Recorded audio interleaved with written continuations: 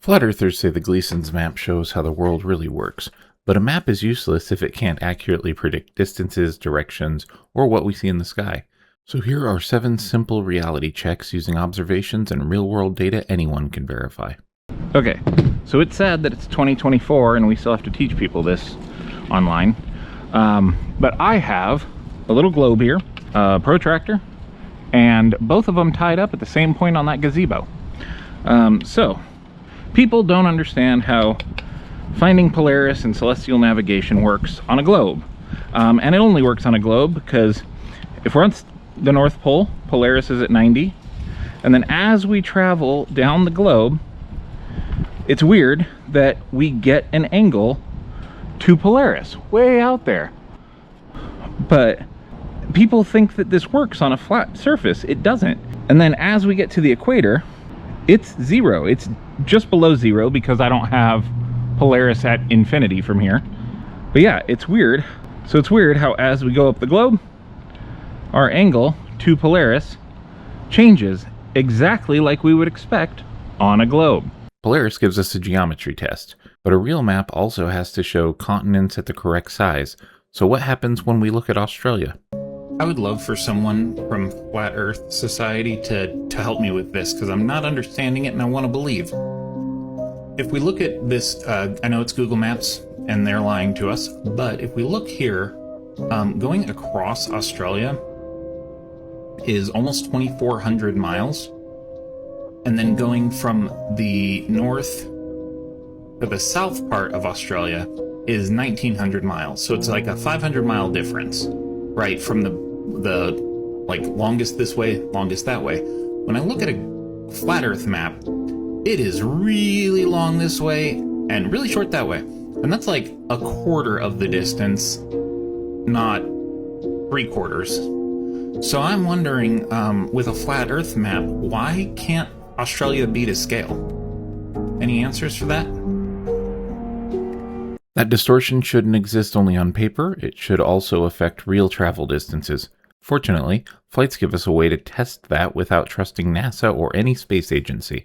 So I've been seeing on Flat Earth that they say no planes fly in the Southern Hemisphere point to point. So no planes go from Africa to Australia, or Australia to South America, or South America to Africa. I figured, why not look it up myself and do some research? So I went on Flat Radar, and I found this, Johannesburg to Sydney. And then I thought, well, the higher up probably want to keep Flat Earth from us, and they made this fake flight with fake tracking and partnered with Qantas. So I decided to go to Google Flights and looked at random Thursday a few weeks from now and found it, nonstop, overnight flight, 11.5 hours. The Flat Earth people, if you want to prove globe Earth wrong, take this flight and see how you go over, because if you're right, you go over a lot of land that entire flight.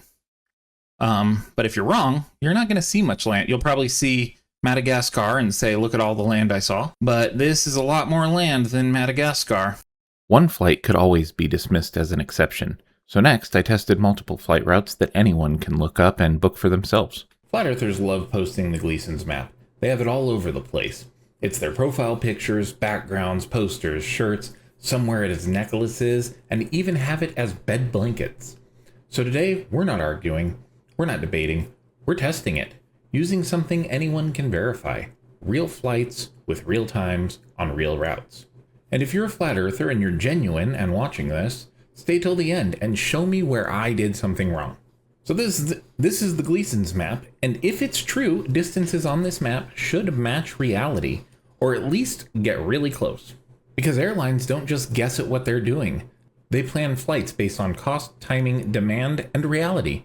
So if this map is correct, flight times and routes should line up. Let's start with direct flights out of Perth. For those of you that don't know, direct flights mean non-stop. They go from point A to point B. You can see Perth selected here. Now, if we fly from Perth to Dubai, it is 11 hours and 5 minutes. And if we fly from Perth to Johannesburg, it's 11 hours and 5 minutes. Also 11 hours and 25 minutes, if we wanted to take that flight instead. But they're basically the same flight time. And if we look at those flight paths on a Gleason's map, Dubai is measurably closer to Perth than Johannesburg. Yet they're the same flight time. Now, just for giggles, let's look at Perth to Rome. That is a 16-hour and 40-minute flight. And if we look over at the Gleason's map, it looks like it's closer than Johannesburg. Now we zoomed in, and what we're going to do is slightly adjust those lines and compare. So if you look here, we have the blue line and the green line. That is Perth to Johannesburg and Perth to Dubai, taking the same amount of time. This is in hours. Yet, when we look here, Dubai stops here and Johannesburg is way over here. And then if we add in Rome, that's an extra 5 hours added to our flight time, but it's shorter than Johannesburg and longer than Dubai. That's weird that it takes 5 hours longer to travel that much less distance. Maybe Australia was a fluke. So what we'll do is look at flights out of Johannesburg.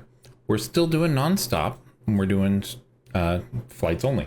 Let's go straight north, well, mostly north, and we'll check Madrid first. So Madrid, the flight is 10 hours and 10 minutes. And then Sao Paulo, which is right over here, just across the water, 10 hours and 30 minutes. Again, they're basically the same amount of time. And when we map that on the Gleason's map, it looks like Madrid is about half the distance. Let's adjust those and compare. So yeah, it looks like Madrid is a little more than half of the distance, yet these are the same exact flight times. If Flat Earth was real, either the flight to Madrid should be half the time, or the flight to Sao Paulo should be double the time. But that didn't happen. You know, maybe Sao Paulo was an error as well. So let's check Santiago, Chile, and we'll go to the other southern continent. Well, first, let's do everybody's favorite flight, Santiago to Sydney. This flight is 15 hours and 15 minutes. Then if we let's do Santiago to New York. That is 10 hours and 45 minutes. And then because we already used Madrid for another one, we'll do Santiago to Madrid at 12 hours and 40 minutes. Now let's see what those look like on the Gleason's map. So to Sydney is the longest, Madrid seems to be about the middle, and New York is the shortest on the Gleason's map. And New York is way closer to Santiago than Sydney is. The flight times seem to not really line up. We'll do the comparison here. So the blue and the green almost make sense. Not quite, but almost, where it takes an extra 2 hours to go like a third the more distance. But this makes no sense. 10 hours to go this little distance, but only 15 to go 3 times as far. So one of two things, either Santiago to Sydney should take about 30 hours, or Santiago to New York should take about 5. So this isn't one weird route. It's not cherry picking random things. It's the entire world. Airlines don't make guesses. They operate on precise distances because mistakes cost millions. This wasn't complicated. We didn't use NASA. We didn't use satellites. We used real flights that anyone can go and book. And the Gleason map failed yet again. And to be completely honest, every single flat Earth map that you choose will fail when you plot multiple flights and test it against real world data. But you know what doesn't fail every test like a flat map does? The globe. Because every airline, every shipping company, and every logistics system on Earth depends on the globe being what it is. Test the claim yourself. Stop falling for internet memes because you want to feel special. The distances failed. Now let's test direction using something people around the world can observe for free. Sunrise on the equinox. But let's put it to the test using the September equinox. And when the sun should rise for everybody due east on Earth. They like to use the June solstice as flat Earth day. We have every day as globe day, but this one in particular, the September equinox. We're going to use 5 locations. This place that's in French, it's like a suburb of Montreal. Sunrise at 6:44 straight east. New York, 6:44 straight east. Bogota, Colombia, 5:45, because they are an hour difference, even though they are the same longitude, straight east. Cangalo, Peru, 5:45 straight east. And Ancud, Chile, 7:45 straight east. This is a time zone thing. They're all relatively close to the same coordinates. I'll show that here. So east to west, they're all within less than a half a degree. So for this, I plugged in New York so we could see the subsolar point of the sun. It is above the Congo, and you can see that nice, almost straight line right across the left edge showing sunrises line. Now on a globe, I did map all these places out. So here they are, there, there, there, and there. And if we do it so that they're all facing, there we go, west at the sunrise, the sun will rise over here. So let's put this on a Gleason's map. So here's our sun rising east of every one of these locations, and those little lines are where they'll be looking when they're looking east. So somehow the sun is over Congo, yet every single one of these 5 places look directly east and see the sun. These people see the sunrise from over here. So yeah, it looks like the flat Earth is destroyed again. The Gleason's map is completely destroyed. It's crazy that nobody has been able to put together a flat map that's accurate, but it looks like we have Globe Earth Day every day, but the equinoxes are hardcore Globe Earth Day because they completely destroy anything about a flat Earth. Thank you for coming to my TED Talk on how flat Earth is extremely easy to debunk the second you think more than a toddler does. I think toddlers could figure this out, actually, but that's beside the point. Sunrise creates one problem for the map. Star rotations create another, especially when we compare what observers see north and south of the equator. In real life, observers below the equator don't see Polaris at all. That's not a distance issue, it's a geometry issue. Now I've got 2 videos to show you. This first one here, this is Polaris being filmed from my location in the Northern Hemisphere. You can see the stars rotating around it in a counterclockwise rotation, just like we'd expect. Now in this second video, turn my camera around, I'm at 33 degrees north latitude, and look at this, the stars are still arcing across the sky, but they curve downward and to the right. That's the start of the southern sky's rotation becoming visible. The farther we go down south, the more that's going to become a circle around a central point of rotation. That's literally something that cannot happen on a flat plane with a dome overhead. So this is no longer one bad calculation. The map has failed distance, direction, sunrise, Polaris, and southern star rotations.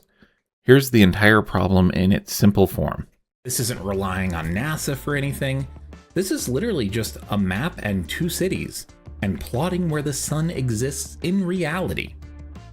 Now the Gleason's map and pretty much every flat Earth app or map ever presented.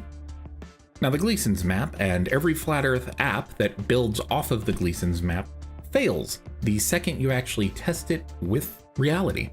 Thank you for coming to my TED Talk on how flat Earth maps collapse under basically any critical thinking at all. 7 tests, same results. The flat Earth map can't consistently predict continent size, flight distances, sunrise direction, Polaris, or star rotations. A model that only works until you compare it with reality is not a working model. Test the claims.